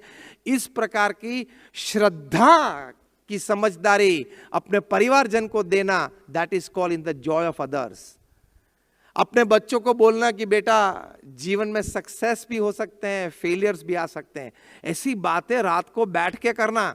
मैं जब टीचर्स को बात करता हूं, प्रोफेसर्स को, उनको भी ये बात समझाता हूं कि देखो आपका पीरियड, स्कूल में जो पीरियड होता है, क्लास में जो पीरियड होता है, आपका 40 मिनट्स का है, तो 35 मिनट आप अपना विषय पढ़ा लो, और 5 मिनट में ऐसी इंस्पिरेशनल बातें अपने बच्चों को करो कि बेटा सक्सेस भी आता है जीवन में, फेलियर भी आता है। अभी पिछले कितने दिनों से बेचारा विराट कोहली खेल ही नहीं रहा है, हाँ या ना? अब इंडिया का स्टार बैट्समैन, लेकिन अभी आउट ऑफ फॉर्म है। This is part of life, this is part of life. बड़े बड़े दिग्गज थे बॉलीवुड के, बड़े बड़े स्टार से सुपरस्टार थे, आज वो दिखते भी नहीं है। तो this is sine wave, up and down. ये इस प्रकार की समझदारी देते हो, उसके साथ बोलना कि बेटा ये भगवान ने प्रारब्ध और कर्म के अनुसार हमारे ये जीवन का निर्माण किया है, तो सुख दुख तो आते रहेंगे, सहन कर लेना। ये श्रद्धा की समझदारी देना, it is called in the joy of others. दूसरों के आनंद में हमारा आनंद है, दूसरों के सुख में हमारा सुख है। ये बात प्रमुख साईं महाराज ने की है कि अन्य को ये बात समझाना, तो उससे ये बड़ी बात हो सकती है। और अनेक प्रकार का लाभ आप अन्य को श्रद्धावान करेंगे, भगवान के प्रति श्रद्धा दृढ़ करवाएंगे, तो उनको भी होगा। तो मैंने आपको ये 3 बातें बताई कि in the joy of others lies our own, उसमें क्या बात है? प्रथम बात है कि अपने आप को कैरेक्टर की दृष्टि से ठीक ठाक कर लेना ताकि आपकी दुनिया ठीक हो जाए। कोई बुरी आदत है, हैबिट है तो छोड़ देना, वो पहली बात बताई। दूसरी बात बताई, जो 3 बात मुख्य है, कि सेवा में प्रवृत्त होना, तो that is called in the joy of others. दूसरी बात बताई कि आप अच्छी समझदारी परिवारजन और अन्य को देना, तो वो है in the joy of others. और तीसरी बात बताई, श्रद्धावान होना और श्रद्धा अन्य को प्रेरित करना, वो उनके लिए सुखाकारी की बात होती है। तो सेवा, समझदारी और श्रद्धा, ये 3 बात आप मेरे साथ रिपीट करें। सेवा, समझदारी और श्रद्धा, इन 3 बातों में अन्य के लिए सुख है और मेरे लिए भी। Thank you very much and all my prayers for all of you. बहुत बहुत आभार। बहुत कुछ सीखने को, समझने को मिला है। हम अवश्य कोशिश करेंगे कि आपने जो हमें मार्ग दिखाया है उसमें हम आगे बढ़ें। सच्चे दिल से प्रयत्न करेंगे। और बहुत सारी बातें मुझे अच्छी लगी, लेकिन जो मैप की बात थी वो मेरे को सबसे अच्छी लगी। यानी एक तरफ वर्ल्ड है, एक तरफ पिक्चर है। आप खुद को सुधारो, सारा जहां सुधर जाएगा। अब मैं सभी से निवेदन करता हूं कि अगर आपके कोई प्रश्न हो तो एक व्हाट्सएप नंबर जो फ्लैश हो रहा, वहां पे आप SMS या व्हाट्सएप कर सकते हैं। और मैं श्री जितेन भाई से निवेदन करूंगा कि वे कृपया मंच पर आए। काफ़ी सारे प्रश्न आना शुरू हुए। मैं कुछ प्रश्नों को जो टॉपिक से रिलेटेड है उसको कवर करता हूं।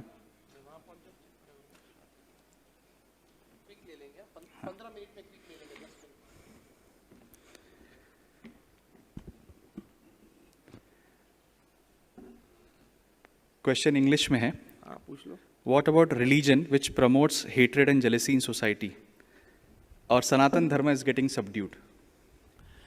जो धर्म, मतलब the religion that preaches hatred is not a religion. प्रमुख स्वामी महाराज ने धर्म की व्याख्या की है। परस्पर प्रीति प्रसराए वो धर्म।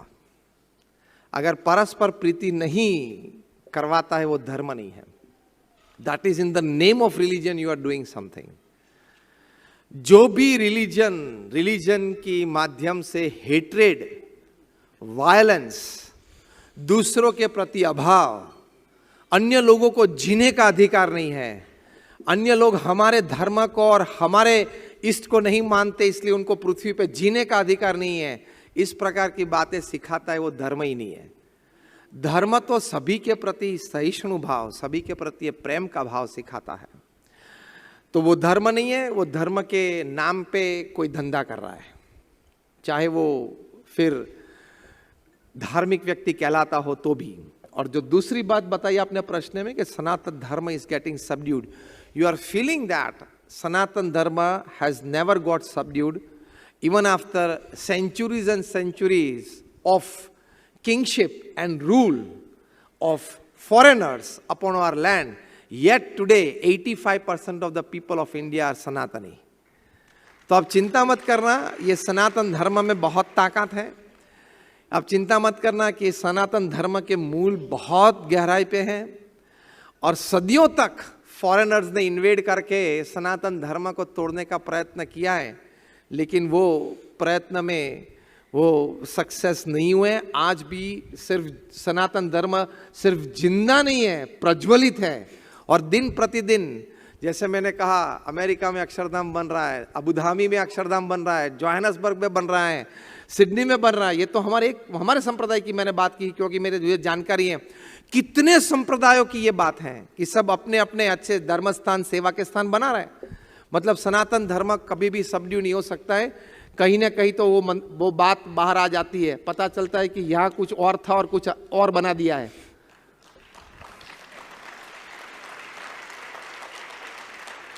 वो बात तो बाहर जरूर आती है और ठीक तरह से आती है, लोगों के समझ में भी आ जाती है, कायदे कानून के निगाह में आ जाती है और सरकार के निर्णय में भी आ जाती है कि यहाँ था कुछ और कुछ बना दिया।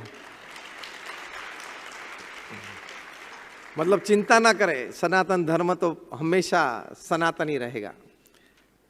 स्वामी, दूसरा प्रश्न है, how to logically teach today's new generation or Hindu culture?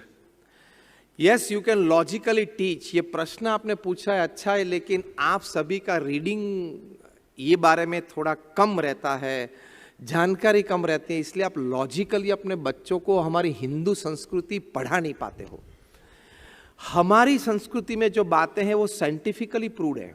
C, I am a man of science and a man of religion both. मैंने अपना बी मैकेनिकल पूरा किया था आज से 30 साल पहले, और 30 साल से मैं संत हूं, तो आई am a man of science and man of religion. तो मैं श्रद्धा की भी बात करूंगा और विज्ञान की भी बात करूंगा। ये प्रश्न जो पूछा गया, how can you logically convince your children about the greatness of Hindu culture and tradition, विज्ञान की दृष्टि से आप कह सकते हो। मैं आपको एक प्रसंग सुनाऊंगा। आपको पता है कि ऑस्टियोपोरोसिस नाम का एक रोग है जिसमें हमारी हड्डियां कमजोर हो जाती हैं, पता है ना? ऑस्टियोपोरोसिस, हड्डियां कमजोर हो जाती हैं, अब थोड़ा भी गिरते हो तो भी टूट जाती है।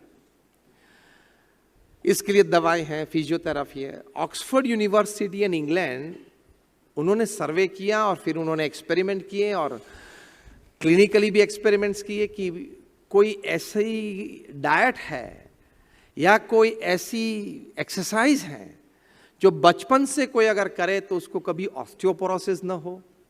8 साल तक ये एक्सपेरिमेंट चला और इंग्लैंड की ऑक्सफोर्ड यूनिवर्सिटी ने पेपर पब्लिश किया कि जो भारतीय हिंदू संस्कृति में सूर्य नमस्कार की बात है, सुबह में उठ के वो सूर्य नमस्कार अगर 5 भी रोज करे, उसको कभी ऑस्टियोपोरोसिस नहीं हो सकता है।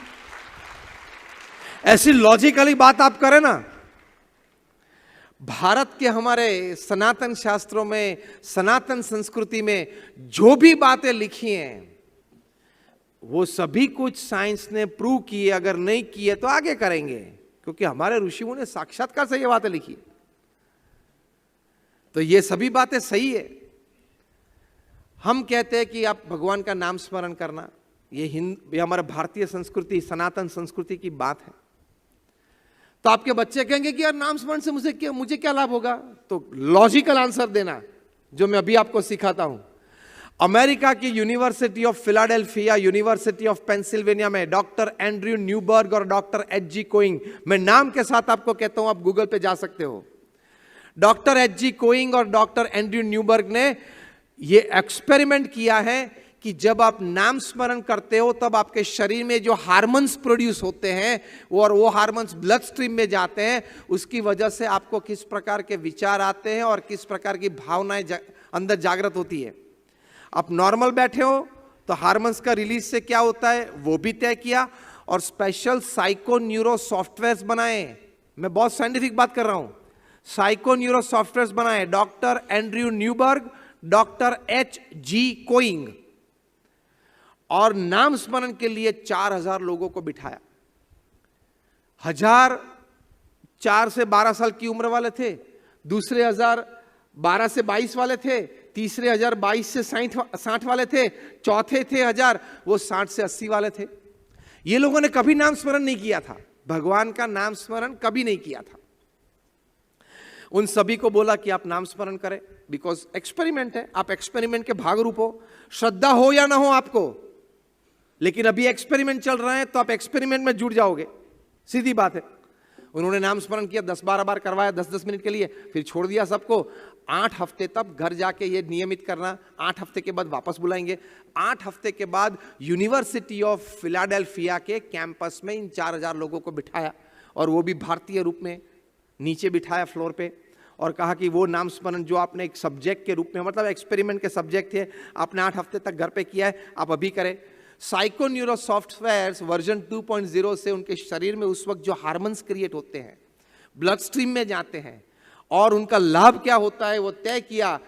कंक्लूजन पेपर में लिखा, जो 4 साल से 12 साल वाले बच्चे थे उन्होंने 10 मिनट भी नाम स्मरण किया, they had an increase in their memory power of 15 to 25%। ये लॉजिकल बात है, मैं आपको कर रहा हूं, सिर्फ अंधश्रद्धा श्रद्धा की बात नहीं। जो 12 से 22 की उम्र वाले थे, मतलब जो टीनेजर्स थे, यंगस्टर्स थे, उनको 17 से 25% मुनाफा मिला विल पावर एंड कॉन्फिडेंस में। टीनेजर्स और यंगस्टर्स ज्यादा गुमराह जाते हैं, कोई भी इश्यू में, पढ़ाई में, ये सब्जेक्ट लू ना लू, इसमें उसको 25% विल पावर और कॉन्फिडेंस में बढ़ावा मिले, वो बड़ी बात है कि नहीं? ये लॉजिकल आंसर टू द नाम स्मरण ऑफ गॉड। जो 22 से 60 वाले थे, उनको यह लाभ मिला कि उनको दुख सहन करने की शक्ति में 25% बढ़ावा मिला। उसको बफर कैपेसिटी बोलते हैं अंग्रेजी में, क्योंकि जो भी झटके आते हैं वो इसी उम्र में आते हैं, 22 से 60 में, डिवोर्स से लेकर लॉसेस तक प्रॉफिट में, मतलब बिजनेस में, सभी झटके इसी उम्र में आते हैं। 25% increase in the capacity to bear the losses in life. तो ये बड़ा लाभ है कि नहीं नाम स्मरण से, कि आप डिप्रेशन में, स्ट्रेस में ना चले जाएं, अपने परिवार को चिंतित ना कर बैठे, क्योंकि आपकी बेयरिंग कैपेसिटी बढ़ जाती है। और जो 60 से 80 वाले थे, उनको यह लाभ मिला, more than 25% increase in the strength of immune system, मतलब रोग प्रतिकारक शक्ति में 25% बढ़ावा। तो ये उम्र में तो सबसे बड़ी आपकी एसेट वही है ना। एट द एज ऑफ 80 आपकी सबसे बड़ी एसेट क्या है? हेल्थ। यस और no? Raise your hands if you say yes. At the age of 60, 70 and 80 आपकी सबसे बड़ी अमानत क्या है? अच्छी health. 25% increase in your health, immune system में, रोग प्रतिकारक शक्ति में। मतलब ये साइकोन्यूरो सॉफ्टवेयर ने कहा कि आप भगवान का नाम स्मरण करेंगे तो आपकी मेमोरी पावर बढ़ती है, विल पावर बढ़ता है, कॉन्फिडेंस लेवल बढ़ता है, दुख सहन करने की शक्ति बढ़ती है, और आपकी रोग प्रतिकारक शक्ति बढ़ती है। तो नाम स्मरण करना चाहिए कि नहीं करना चाहिए? चलो स्वर्ग की बात छोड़ दो, ये 5 मुनाफे के लिए भी करनी चाहिए कि नहीं? आप तो बिजनेसमैन हो, मुफ्त में लाभ मिल रहा है। कोई आपको बोले कि 10 करोड़ ये दे दिए तेरे तुझे, मुझे इसका इंटरेस्ट भी नहीं चाहिए, जब भी तेरे को वापस करना है वो करना, अगर नहीं करना है तो नहीं भी करना, ये ले ले 10 करोड़। मजा आती है कि नहीं? ये सिर्फ बात सुनने में मजा आ गई। देखो, मिलते हैं जब जो आनंद होता है उसमें 1% आनंद तो ये बात सुनने में आ गई। तो ये 5 बातें मैंने आपको बताई, वो कितनी बड़ी, ये 10 करोड़ से भी ज्यादा बड़ी बात है आपके जीवन में। तो ये नाम स्मरण से होता है। ऐसी मेरे पास 500 बातें हैं लॉजिकली प्रूव्ड। मैं आपको नाम, एक्सपेरिमेंट का नाम, साइंटिस्ट का नाम, कभी एक्सपेरिमेंट हुआ था और क्या कंक्लूजन पेपर है, ऐसी 500 बातें मैं आपको कर सकता हूं। ये आप लॉजिकली अपने नेक्स्ट जनरेशन को समझा सकते हो कि हमारी संस्कृति में जो भी बातें हैं, it is absolutely scientific. Thank you. Swami, हिंसा को लेके प्रश्न है। मानव हिंसा जो होती है, विकृति आती है स्वभाव में, और जो बहुत जगह पे पशु हिंसा भी जो अभी हो रही है, तो उससे रिलेटेड हमें क्या करना चाहिए? धर्म क्या कहता है? धर्म तो यह कहता है कि कोई भी प्रकार की हिंसा कभी नहीं करनी चाहिए। जिन जगहों पर प्रणालिका से, परंपरा से कुछ हिंसाएं होती हैं, वो कोई न कोई समय पे कोई न कोई समझदारी में कमी थी, या कोई न कोई क्षेपक श्लोक शास्त्रों में डाल दिए इसलिए होती है। First of all, the basic thing of any religion is non violence. हाँ या ना? किसी को दुख पहुंचाने का हमारा अधिकार नहीं है। मारने की बात तो छोड़ दो, मारने की बात छोड़ दो, दुख पहुंचाने का अधिकार हमारा नहीं है। किसी को चोट पहुंचाने का अधिकार नहीं है। तो धर्म का पहला सिद्धांत है, किसी भी प्रकार की हिंसा ना करें, पशु की भी ना करें, क्योंकि every living existence has the right to live upon this earth. हाँ या ना? भगवान ने जो सृष्टि बनाई है, तो इस सृष्टि में जो छोटे से छोटा जीव है, मतलब एक छोटी चींटी है, उसको भी ये पृथ्वी पर रहने का अधिकार है कि नहीं? हमारा जितना है उतना ही उसका है कि नहीं? तो मारने का हमें कोई अधिकार नहीं है। बेचारी छोटी चींटी है, छोटे पशु पक्षी है, उनके पास मनुष्य के जितनी बुद्धि और शक्ति नहीं, उसका मतलब ये नहीं है कि हम उसको मार दें। We are at the top of the animal kingdom. तो हमारे पास ये अपेक्षित है कि हम करुणा भाव रखें, प्रेम भाव रखें, छोटे पशु पंखी उनका पालन पोषण करें। ये सहिष्णुता का भाव है, दया का भाव है। तो हिंसा तो वर्जित है सभी धर्मों में, और अगर कोई सिखाता है धर्म के नाम पे तो वो व्यक्ति कुछ झूठ बोल रहा है, कुछ गलत कर रहा है, और ऐसी बातें कोई धर्मशास्त्र में, धर्म में नहीं है। स्वामी अंतिम प्रश्न है, बिकॉज समय थोड़ा सा हमारे पास कम कोई है। बात नहीं, समझ सकते हैं। स्वामी, भक्ति में कंसिस्टेंसी, बहुत लोग भक्ति करना चाहते हैं, उसमें कंसिस्टेंसी। और दूसरा एक प्रश्न जॉइंट कर देता हूँ कि हम देने की बात करते हैं, द जॉय ऑफ अदर्स, हमारे पास से जब चला जाता है और हमारे पास परिपूर्ण नहीं है तो देने की बात जो है उसमें हमको दिक्कत होती है। तो ये दो बातें, भक्ति। दो बातें। पहली बात, भक्ति में कंसिस्टेंसी वो क्यों नहीं रहती है, मतलब सातत्य भाव क्यों नहीं रहता है? क्योंकि भक्ति को धंधे के साथ जुड़ा हुआ है। इसलिए मैं समझाता हूं कैसे, कि ये अगर धंधा मेरा 1 करोड़ से 2 करोड़ का हो जाए तो मैं वहां जाके थाल भोग चढ़ाऊंगा। Most foolish thing upon this earth. भगवान के साथ क्या सौदा होता है? ये तो आपने सौदा किया। और या ये करते हो, मैं 101 बार वहां जाके चद्दर चढ़ाऊंगा, वह वो धर्मस्थान में जाके किसी को मूर्ति को हार पहनाऊंगा, या वहां वो धर्मस्थान में जाके 10 ब्राह्मण को भोजन खिलाऊंगा। मुझे 101 बार करना है। क्यों? लड़की की शादी अच्छी हो जाए। ऐसी जो मान्यताएं हम रखते हैं वो सौदा है, वो भक्ति नहीं है। वो आपने सौदा किया, दिखती है आपको भक्ति। दूसरी बात, पता है 2 प्रकार के भिखारी होते हैं, एक मंदिर के बाहर बैठे होते हैं, एक मंदिर के अंदर होते हैं।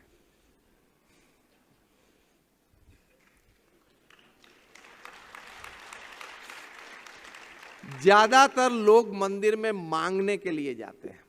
भगवान, मेरे लड़के को आज 10वीं कक्षा की परीक्षा चालू हो रही है, आप कृपा करना। लेकिन पूरे साल आपने माता पिता के रूप में कृपा करके समय नहीं दिया उसकी पढ़ाई के लिए, आपने ही कृपा नहीं की है, तो वो अब आज कैसे कृपा करेंगे? बस भगवान वो फेल ना हो जाए, होने ही वाला है और होगा। भगवान वो फेल ना हो, होने ही वाला है, क्योंकि पढ़ाई नहीं की है और तूने आज तक समय नहीं दिया है, तो लास्ट में क्या इतना बड़ा कंसेशन लेना चला है तू? मतलब ये प्रथम जो प्रश्न है, भक्ति में कंसिस्टेंसी कैसे रहती है, तो प्रथम ये बात है कि मन में से भक्ति और सांसारिक सुख को अलग कर दो। कोई भी प्रकार की भक्ति कोई सांसारिक सुख के लिए नहीं है। भगवान स्वामीनारायण ने ये सत्शास्त्र अनुसार बात बताई है। हमारे सत्शास्त्रों में हमने प्रमुख स्वामी महाराज के जीवन में देखा है, महंत स्वामी महाराज के जीवन में देखा है, भक्ति सिर्फ और सिर्फ भगवान की प्रसन्नता के लिए करते हैं। मीरा ने क्या सौदा किया था कि प्रभु आपकी भक्ति में करती हूं तो फिर बड़ा राज मुझे वापस मिल जाए। सौदा किया था क्या? भक्ति सिर्फ भगवान की प्रसन्नता के लिए होती है, उसी को निष्काम भक्ति बोलते हैं। जब आप निष्काम भक्ति करोगे तो कंसिस्टेंसी रहेगी। कोई काम भाव से भक्ति करोगे, मतलब कोई सांसारिक पदार्थ प्राप्त करने के लिए भक्ति करोगे, तो वो भक्ति लंबी नहीं चलेगी। क्यों? 2 साल पहले मैं वहां गया था, मानता रखी थी, पूरी नहीं हुई। लास्ट ईयर भी गया था, लड़की की शादी हो जाए, वो भी नहीं हो रही है। और अभी 10 महीने के पहले गया था कि अच्छी नौकरी मिल जाए, तो वो थी, वो भी चली गई। गया था क्यों? नौकरी अच्छी मिल जाए, अभी है एक नौकरी उससे अच्छी मिल जाए, लेकिन हुआ क्या? थी वो भी चली गई। तेरे प्रारब्ध में ये सब कुछ लिखा था। फिर बोलते यार क्या भगवान में मंदिर ही नहीं होते, मतलब मंदिर में कुछ भगवान नहीं है, कितनी बार प्रार्थना की, लेकिन तू सौदा लेके गया था। भगवान को वो पसंद नहीं है। भगवान बोलते हैं पहले मेरे साथ सिर्फ तू निस्वार्थ भाव से आ, फिर तेरा सब कुछ मैं ठीक कर सकता हूं, जितना मुझे करना है कर दूंगा। आपके घर में कोई नौकर आए, वो बोलता है कि देखो आज आपने मेरी तनख्वाह 8,000 की नक्की की है, मैं 3 महीना काम करूंगा, उसके बाद आपको 9,000 करनी है। फिर 3 महीना में काम करूंगा तो दिवाली को आपको मेरी तनख्वाह 10,000 करनी है। अगर वो शर्त प्रथम दिन आपके पास रखे तो आप उसको क्या बोलोगे? बोलो बोलो, क्या बोलोगे? Get out. वही कुछ उत्तर उनका भी होता है। वही कुछ उत्तर भगवान का भी होता है, लेकिन वो करुणा भाव से ऐसे बोलते नहीं है, करते नहीं है। वो भी ये कहते हैं, हर बार भीख मांगने क्यों आता है, सौदा लेके क्यों आता है कि मैं 11 वो तेल के डब्बे दे दूंगा हनुमान जी को, 11 डब्बे दे दूंगा, ये मेरा घर में जो मेरे फैमिली मेंबर बहुत बीमार रहते हैं वो ठीक हो जाए। वो बीमार भी उन्होंने उनके प्रारब्ध और कर्म के अनुसार वो बीमारी दी है, और अगर वो प्रारब्ध लंबा चला तो पूरी जिंदगी वो बीमारी रहेगी। भगवान के साथ आपका संबंध शुद्ध होना चाहिए, जैसे प्रहलाद का था, जैसे मीराबाई का था, जैसे तुकाराम का था। इस प्रकार का निस्वार्थ संबंध रखोगे तो आपकी लौकिक मान्यता क्या, आप बोलेंगे वो दूसरों की लौकिक मान्यता भी पूरी हो सकती है। इतनी ताकत आप में आ जाती है। लेकिन शुरुआत भीख मांगने से मत करना, भगवान को वो पसंद नहीं है। और दूसरी बात क्या बताई स्वामी? जॉय ऑफ अदर्स की बात करते हैं। हाँ, तो कुछ है नहीं, कम है तो क्या दे सकते हैं, और अगर है भी तो चला जाता है। और है भी तो चला जाता है। मैंने सिर्फ आपको पैसे की बात कहाँ की भाई देने में? ये प्रश्न ज्यादातर उसी पे जाता है कि भाई पैसे कम है तो कैसे दे सकते हैं, या पैसे है अगर देंगे तो चले जाएंगे। मैंने आपको 3 बातें जो बताई उसमें पैसे की बात ही नहीं बताई। मैंने सेवा की बात बताई, तन मन धन की बात बताई, तो धन की बात निकालो, तन मन से तो सेवा कर सकते हो ना। कोई समाज सेवा में जुड़ सकते हो कि हफ्ते में 2 बार, हफ्ते में 2 घंटे के लिए मैं आऊंगा, अगर मुझे फ्लोर साफ करने हैं, पोंछना है तो भी मैं करूंगा, क्योंकि मुझे सेवा करनी है। Scientifically it is proved. Again मैं एक लॉजिकल आंसर देता हूं, भारतीय संस्कृति की महानता क्या है। It is scientifically, experimentally and clinically proved कि 2 hours of selfless service a week has the power to distress you and detoxicate you. इतनी ताकत है निस्वार्थ सेवा में। तो सेवा में कहां देने की बात आई, उसमें तो लेने की बात है ना। डिटॉक्सिफाई हो जाते हो, डिस्ट्रेस हो जाते हो, तो आपने बड़ा लिया।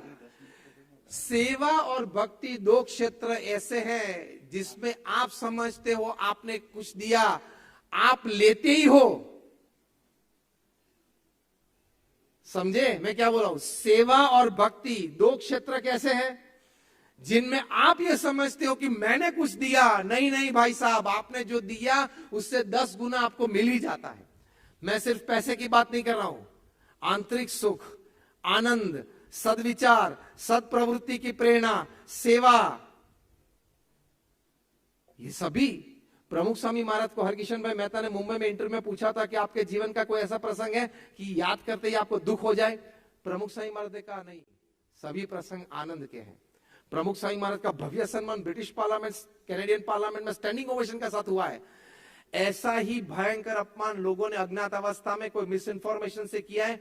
दोनों परिस्थिति में हमने प्रमुख स्वामी महाराज को स्थिर देखा है, स्माइलिंग देखा है।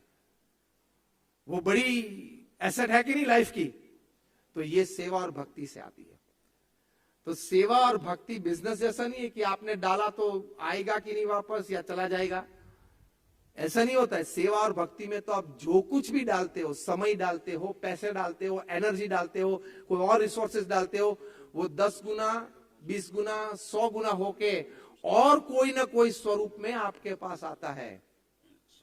अच्छे दान देने वाले परिवार होते हैं, उनमें पारिवारिक संबंध बहुत अच्छे होंगे, ज्यादातर आप देख पाओगे, देखना फैमिली का आनंद बहुत होगा। और कोई स्वरूप में भगवान आपको दे देते हैं। भगवान ने यह तय किया कि पैसे के सामने मैं शायद पैसा भी दूं, शायद कोई देह का दर्द भी मिटा दूं, शायद पारिवारिक कोई झगड़ा हो तो वो भी मिटा दूं, शायद 10 साल के बाद कुछ बड़ी नौबत आने वाली हो वो भी मैं निकाल दूं। ये सभी भगवान की देने की बात है। वो पता नहीं होता है कैसे देते। छोटे बच्चे को पता है कि मेरी चॉकलेट के लिए किसने पैसे दिए, उसको तो एक छोटे बच्चे को पता है कि चॉकलेट पैसे से मिलती है। वो तो आप चॉकलेट देते हो, खा लेता है, आनंद करता है ना। उसको पता नहीं है मेरे पिताजी के जेब में से ये पैसे गए हैं। उसी तरह हमको जो छोटे छोटे आनंद मिलते हैं ना सेवा भक्ति में, हमें पता नहीं है कि उसका पेमेंट उन्होंने किया है। जो सुख और आनंद जीवन में मिलते हैं उसका भी एक पेमेंट किया उन्होंने। जैसे आपने पेमेंट बच्चे के चॉकलेट या बिस्किट के लिए किया, उसको पता ही नहीं है कि इसका कुछ पेमेंट की सिस्टम है। तो हमें भी पता नहीं कि किस प्रकार से वो हमारी रक्षा करते हैं, किस प्रकार से हमें आनंद देते हैं, वो पेमेंट करते हैं बड़ा। तो कहने की बात यह है, अंतिम वाक्य यह है, श्रद्धा रखना, कीप फेथ। आप रात को गाड़ी चलाते हो तो लाइट तो 15 फीट ही जाती है, तो आप ये प्रश्न नहीं पूछते हो कि मेरा घर तो अभी 10 किलोमीटर दूर है, आगे तो अंधेरा ही दिखता है, मैं कैसे वहां पहुंचूंगा। भाई साहब, गाड़ी चलाते रहना, प्रकाश आगे आगे बढ़ता रहेगा। ये उत्तर है। श्रद्धा रखते रहना, आगे आगे लाइट चलेगी। Thank you very much. बहुत बहुत आभार।